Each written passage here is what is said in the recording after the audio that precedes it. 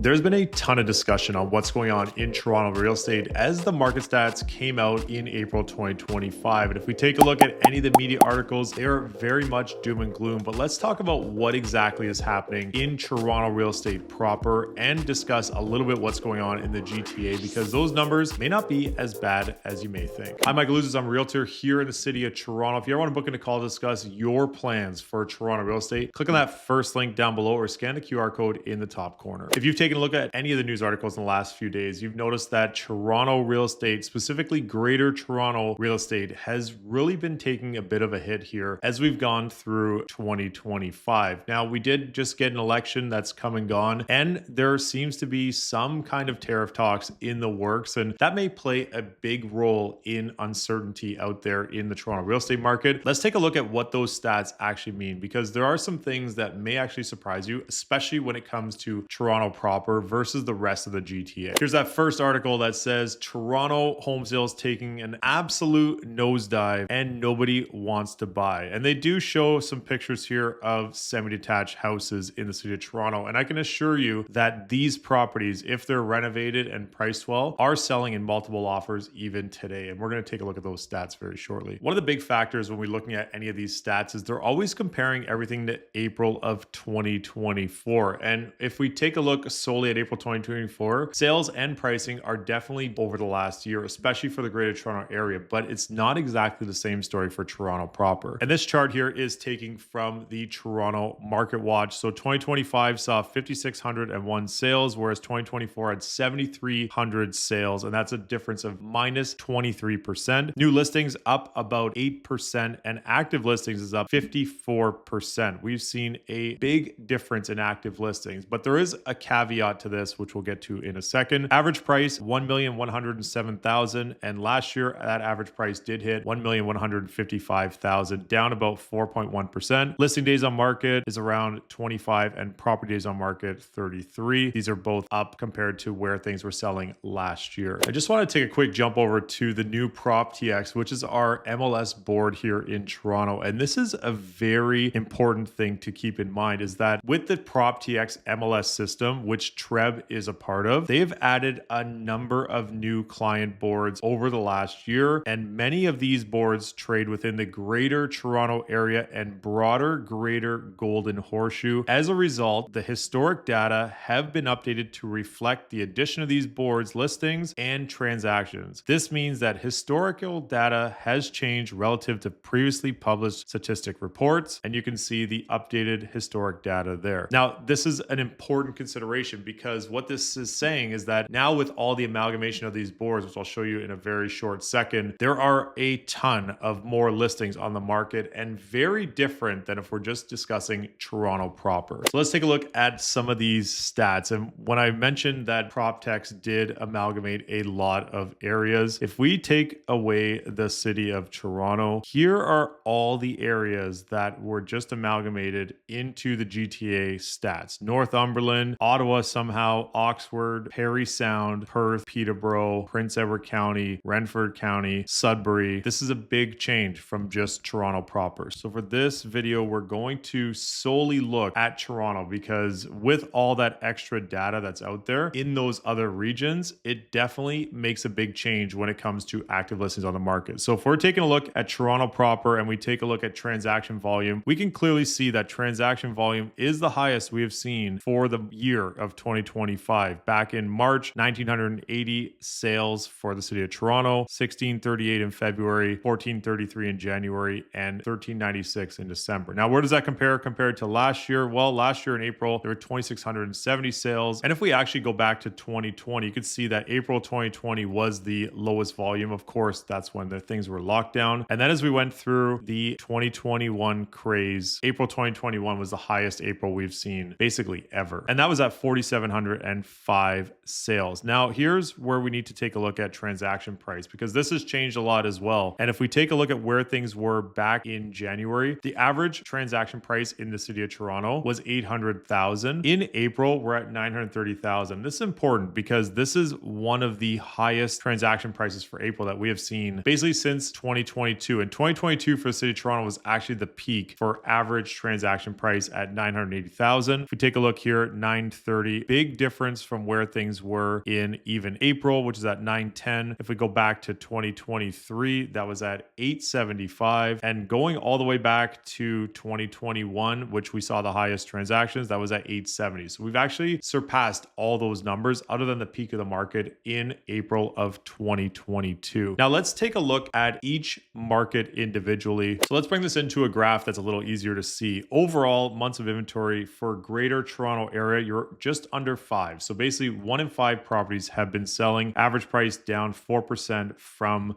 2024 and basically down across the board since 2022, which was basically the peak of the market, but definitely not where things were in March 2022, which was $1.33 million. So we're quite a ways away. And you can see that drop from March to April of 2022 was pretty significant, going from 133 to 125. And it will be interesting to see as we go along here. And we had that lull basically from the peak of the market to July 2022, which we'll get to in a second. It's interesting to see if we start surpassing those numbers here as we move forward in 2025. Overall, active listings up about 50%, and that number of sales down about 23%. Around 7,000 is usually where we hover in April. I do feel we're going to get a later spring market given the Easter holiday was late in April and the election as well. So we'll see if things start to move a little bit more in the month of May. If we take a look at Toronto proper, again, we're at that 5 months of inventory here, and average price kind of hanging in there from last year, just down about 0.6%. Active listings up 40% and sales down, again, as mentioned, 17.5%. But if we look at where things were in 2024, which was also a slow month of April, only down about 400 sales from there. 2023 down about 600 sales. So quite a difference and almost 1,000 down from 2022. Let's jump to the monthly sales data. And this tells that picture of where things were over the last year. And basically number of sales in April 2024, 6,560. And this is Greater Toronto area. We saw sales actually increase in May and June. So we may start to see the same story in May and June numbers because these are some pretty high numbers compared to where we've been hovering at as of late. Now, this is something to really keep in mind is that sales are actually up significantly month over month compared to where they were in March, February, and January. So we saw basically 1,600 more sales than we did in March and almost 2,000 more sales than in January. Actually, just over 2,000 sales in January. Now, active listings are almost double from January as well. So that's important to note, but we're kind of just a bit ahead of where we were back in October. Months of inventory, and this is the number that is super important to keep in mind. We take the active listings divided by sales. On average, as mentioned, we are hovering just under 5. So it's quite a balanced market out there, and each property type is performing differently. Taking a look at the average sale price, prices have been increasingly going up month over month since basically February, and they are still ahead of where things were in January. This brings us to our next chart, which talks about average price. And if we remember, the interest rates were hovering down here and then shot up quite a bit at the start of 2022. Most of that average price was lost in that first 6 months from the peak of the market. So if you remember, the peak of the market was here in February 2022 for Greater Toronto area. In Toronto proper, that was April, as we just showed. We saw prices decline basically into July 2022, and we've stayed relatively flat since. Now, one of the constants that we've been seeing is an increase in pricing January through basically May. And that same story has been happening here in 2025. Even though we are down in pricing from where things were last year, we may see this start to increase here as we go forward in 2025, because now that there's a little more certainty in the market, and I am still seeing multiple offers on some of the most prominent areas and properties in the city, that may play a big factor in average pricing. Now, if we take a look at the benchmark pricing, and this is a little bit different than average, benchmark does factor in property types and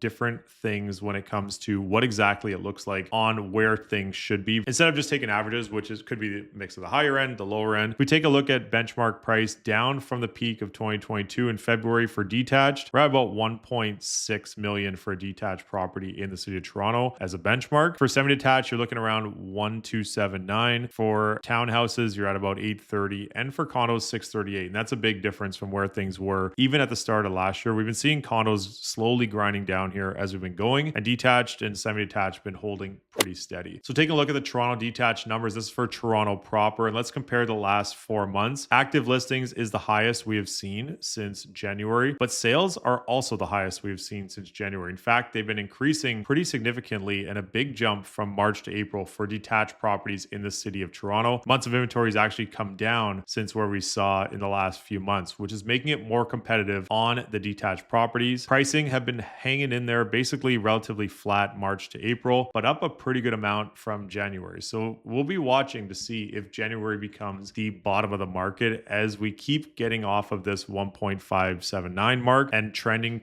into the rest of 2025. Now, if we take a look at semis, similar story, even though March had higher price point than April. Active listings 537, but again, sales are continuing to increase, almost double the amount of sales as we saw in January, which is normal. January is pretty slow. Months of inventory hovering around 2. It's still competitive for semi-detached properties that are turnkey in the best areas of the city. I've been in competition with buyers all throughout the month of April, regardless of what the media is saying. There are buyers out there, and I'm seeing stacks and stacks of cards of agents on these tables as I'm going through these showings with my buyers. There are certainly buyers out there in the market. Average price has been hanging in there around 1.27, down from March and just slightly down from February. Take a look at rows, townhouses, attached properties. These continue to increase in price. Active listings have gone up, but so have sales, and months of inventory kind of hovering in around that mid to high threes. But average price is up almost $80,000 from March 2025 and up almost $200,000 from January 2025. Now, if we take a look at condos, and this is the one that's getting all the discussion these days, active listings are playing a big part. There are 6,300 active listings in the city of Toronto, 925 sales, which is down 2 sales from March, so basically flat. Months of inventory has increased to basically 1 in 7 condos are selling right now, but pricing is hanging in pretty strong. So the condos that are on the market and that are selling have been selling for an average price of $710,000. Now, if we take one step deeper and take a look at Toronto CO1, and that is the core of Toronto just west of Yonge Street, 1,611 active listings. That's up significantly from January. 232 sales though, that's continuing to rise month over month. Average days on market is still over a month, and months of inventory is actually the lowest we've seen for the year. So basically, because the sales have gone up, even though the active listings have gone up, we're still seeing 8 months of inventory around 1 in 7 right now. For CO8 east of Yonge, 1,031 active listings and 120 sales. So this is just up a little bit from February and March. Average days on market, again, around that 1 month, and months of inventory basically at 8.5. So 1 in 8.5 properties are selling for condos just east of Yonge. So there's your market stats for April 2025, much more in depth than what the media is going to give you. And it's really important to know what exactly those numbers mean, especially for your situation. If you're considering making a move in Toronto real estate for 2025, there are a few very important keys to take away from this. And the first one is that it really depends what exactly you're looking for and what areas of the city you're looking in. If you're looking for a semi-detached property in High Park, in Roncy, in Leslieville, in the Danforth, you can expect to compete on a lot of those properties because they're generally in that price point where people are making that step from a condo to a property, or they're getting into their first home. Those properties have been extremely active here in the city of Toronto.